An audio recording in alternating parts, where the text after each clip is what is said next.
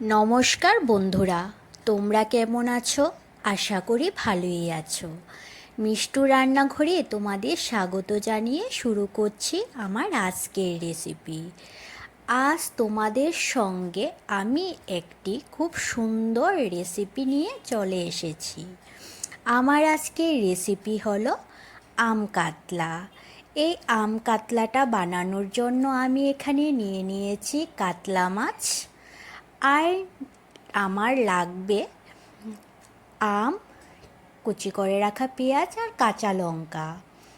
আর আম কাতলাটা আমি সর্ষে বাটা দেব, এর জন্য আমি সর্ষে 1 ঘন্টা আগে ভিজিয়ে রেখেছি।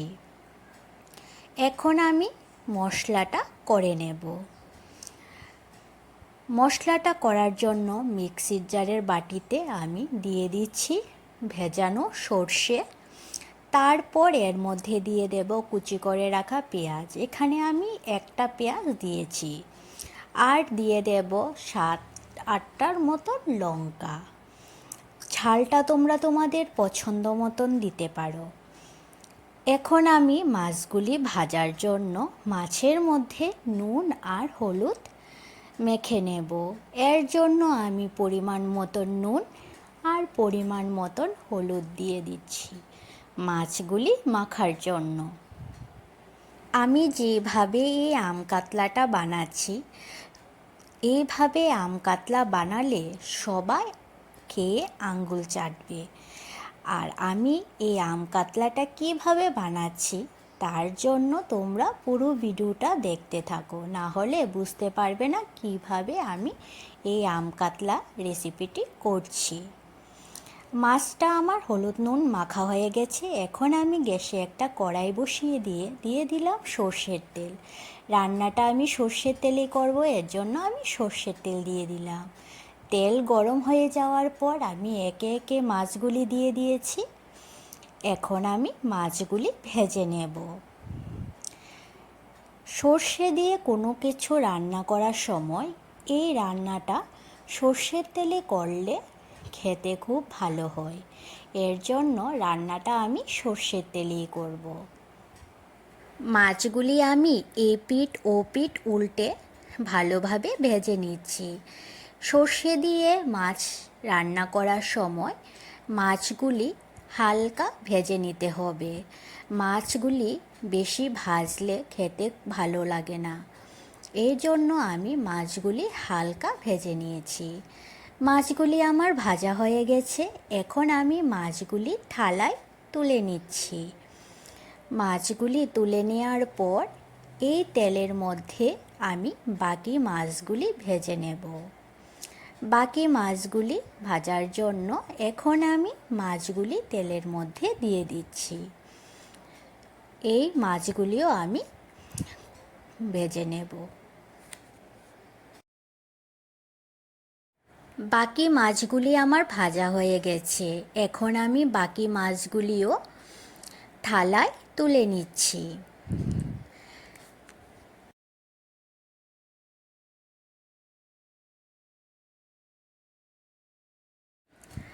সবগুলি মাছ আমার ভাজা হয়ে গেছে।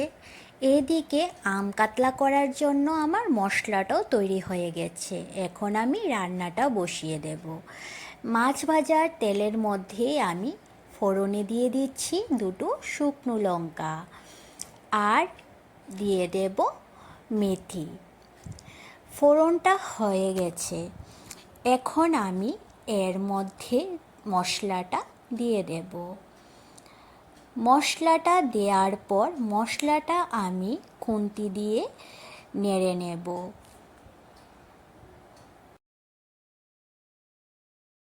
এখন আমি মশলাটার মধ্যে দিয়ে দিচ্ছি পরিমাণ মতো নুন আর হলুদ। এখানে আমি 1/2 চামচের মতন নুন দিয়েছি আর 1/2 চামচের মতন হলুদ দিয়ে দিয়েছি। নুন হলুদ দেওয়ার পর এখন আমি মশলাটা খুব ভালোভাবে কষিয়ে নেব।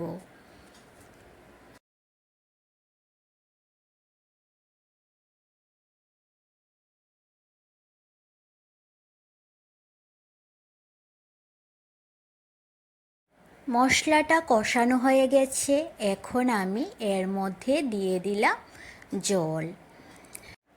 মাছের ঝোলটা এমনভাবে দিতে হবে যাতে বেশি পাতলাও না হয় আবার ঘনও না হয়।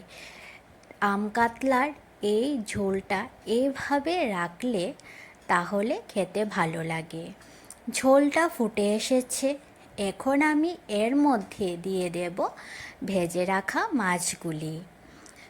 সবগুলি মাছ একে একে আমি ঝোলের মধ্যে দিয়ে দিচ্ছি। মাছগুলি দেওয়ার পর এখন আমি এই মাছের ঝোলের মধ্যে দিয়ে দেব আগে থেকে কেটে রাখা আমের টুকরোগুলি। মাছ আর আম দেওয়ার পর আর 10 মিনিটের মতন রান্না করলে আমার রান্নাটা হয়ে যাবে।